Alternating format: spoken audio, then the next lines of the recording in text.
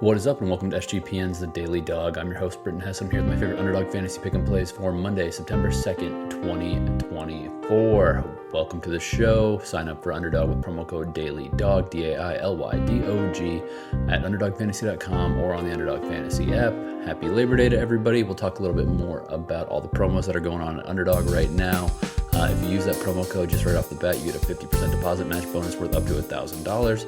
So don't take that for granted if you are not on the Underdog app yet. But let's get right into some plays. We're going all football for the show slip here. We were pretty close to hitting a college football one on Saturday, but Ricky White did not really factor into that game offensively somehow, some way. So that definitely was a fly in our ointment, so to speak. All right, let's go with this Boston College against Florida State game. I obviously was not impressed with Florida State in Ireland. I don't necessarily think this team is that good. I wasn't very high on them before they even started this season. I was on Georgia Tech in that first game to cover the spread. They ended up winning outright as a 10.5 point closing dogs. So that one felt pretty good. But that is last week. This is this week, this Labor Day standalone game. I'm going to be taking the quarterback of Boston College, Thomas Castellanos, higher than 57.5 rushing yards. This guy's a dynamic athlete at quarterback. He ran for over 1,100 yards last year, 13 rushing TDs last year, and 2,200 passing yards with 15 more passing TDs as well. So the whole offense runs through this guy. And the Georgia Tech team was able to run for 190 yards on this Florida State front last week. I definitely think that there is going to be a big dose of Castellanos in this game. I think that he is going to be, Bill O'Brien, if he knows what's good for him, he's going to keep the ball in that quarterback's hand as much as possible. There's a couple other good running backs in this game, but I don't think they're going to feel the need to air it out. I feel like Castellanos is going to get outside the pocket and turn upfield and get some yards in this one. The defensive front for Florida State did not look that stout against Georgia Tech. Georgia Tech's offensive line is better than Boston College's, no way around that, but the BC O-line does have 3 returning starters, so 3 guys who were leading the way for Castellanos for his 1,100-yard rushing season last year. And also, last year these teams played, it was in Boston, not in Tallahassee, so, a little different venue. That said, Boston College had every chance to win that game versus Florida State and kind of spoil their season. Ultimately, in the end, they committed too many penalties and did not get it done. They lost by 2 points. But in that game, Thomas Castellanos rushed for 95 yards. I don't necessarily think he's going to rush for 95 or push 100 again in this game, but 57.5 is extremely doable for him, especially with the game plan I am expecting from this team. I think I'm good on this, basically up to 69.5, 70 yards, so I feel like I'm getting really good value at 57.5 yards on Thomas Castellanos of the BC Eagles. All right, I'm going to the other side of the ball for or the other side of the sideline for the other picks. I'm taking Lawrance Toafili, sorry, name's hard to say. Florida State running back. He's the change of pace guy, the second string guy, but he gets involved plenty. I'm taking him to have higher than 43.5 rushing yards, mainly because I don't think Norvell is jazzed about the passing game with DJ Uiagalelei and some of these new faces in the receiving position. I think both running backs for Florida State are going to be able to get their yards in this one. Williams is at 70.5 yards, I believe, but I like Toafili 43.5. I think that, if he can get 8, 9, 10 carries in this game, he's going to get over that one. He can make some big plays. He made a big play against Georgia Tech.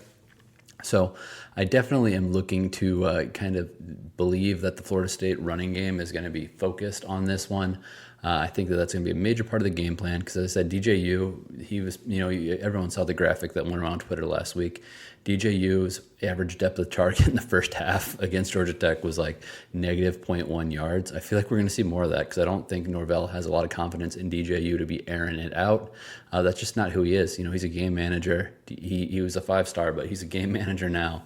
Protects the ball and, just dumps it off and hands the ball off. So Toafili higher than 43.5 yards seems awesome in this spot. Lastly, I do have a play on DJ Uiagalelei, and it is going to be lower than 0.5 interceptions. I'm hoping for him to keep it clean. I don't think they're going to pass it a ton. I don't think he's going to take a lot of risky throws. I think that this whole game is going to be played pretty close to the vest, which is also why I think Boston College is going to cover the 16.5 point spread. So I think DJU lower than half of interception. I mean, I would be surprised if he has more than 20 attempts in this game. The only way that would happen is if Boston College gets ahead early and they're playing from behind a lot, which again, I don't really see happening. I think that this game is going to be relatively close throughout, which means the Florida State offense is going to be rather conservative and play it pretty close to the vest. All right, before we get to the Dong Squad, my home run picks for the day, I am going to talk about some of the specials that are up on Underdog right now. There's a ton right now. All week you can get a Travis Kelce free pick. It's basically higher than half of a receiving yard. I mean, that's pretty much too good to pass up. He is, obviously going to be a part of this offensive scheme for the Chiefs. I don't know if they're going to use him a ton in week 1 because he's an older player, but I think it's pretty safe to say he's going to have at least one catch for positive yardage in this game. So give me Travis Kelce on that promo. Then also on Monday, we've got More Money Mondays. You get a 10% deposit boost. I mean, come on. If you put $100 on, you get $110 in your account, with that 10 extra bucks being bonus cash. And again, if you're depositing for the first time with Underdog promo code DailyDog, you're already getting a 50% deposit match bonus worth up to $1,000. So yeah, if you put $2,000 on the app, you're going to have $1,000 in bonus cash to play with. And there's only one time roll through, nothing too tricky about it. No sweat bet on Tuesday. I think it's worth up to $10. Vulture protection on Wednesday. So if you have a running back and he gets a carry vultured at the goal line by another running back, will get credit, or you'll get credit back for that one. Pretty awesome. And then Thursday, there's a 30% deposit token. There's a mystery promo on Friday. There's discount dogs on Saturday. There's a Dak free pick on Sunday. So there's so much stuff on Underdog to sink your teeth into in the pick'em streets. They also have best ball. If you check out the YouTube channel, I did a 45-minute video, much longer than anything I usually do for this show, but I did an entire 18-round draft in the $1 million contest on there called the Sprint. It's a $50 entry fee. First place is going to get $100K. 22,200 people enter that contest. 3,700 get paid. I think it's number 2,000 through 3,700 just gets their money back, and then after that you start making money. The structure of the contest is really awesome. It is a way to have a fantasy football team that can literally win you $100,000 on just a $50 entry. Obviously, being that one that wins is tough to do. It's a giant field with tons of really good players that are going to be in it. That said, I mean, it's worth the shot, right? If you've not played best ball, it's so much more fun to play best ball fantasy than the traditional fantasy we all grew up playing, because you don't have to get in the waiver wire each week. You don't have to set a lineup each week. You have a quarterback, 2 running backs, 3 wide receivers, a tight end, and a flex. You draft 18 players. Whichever guys are your highest scorers at the respective positions are who count to your aggregate score for that week. If you are in the top 2 of your 12-team group in that contest, the Sprint, you move on to the finals, which is week 15, 16, and 17. So yeah, it's going to be a lot of fun. If you're not new to best ball, you can check out my draft on YouTube. I literally put the whole thing up there. You can kind of see the wheels turning. The draft got off the rails a little bit. I made some mistakes with buy drafts, but I still like a lot of the upside I got there. I think I'm pretty safe at the running back position, barring injury, and the quarterbacks and tight ends are whatever. But a lot of high upside wide receivers. So hopefully that pays off for me late in the season. But that's all I got for Underdog right now. As I said, sign up on Underdog, get all their promos, use DailyDog promo code to get that 50% deposit match bonus. Lastly, let's go to the Dong Squad. And the Dong Squad might be on its last days. I might be doing might be doing TD picks during football season instead of the Daily Dong. Obviously baseball season's winding down, so I need to switch it up for my long shot slip at the end of the show. If you want me to do touchdowns, let me know, and I will keep that in consideration. All right, Dong Squad. We're going Bobby Witt versus the lefty Gavin Williams of the Guardians. Division matchup. Bobby Witt is great.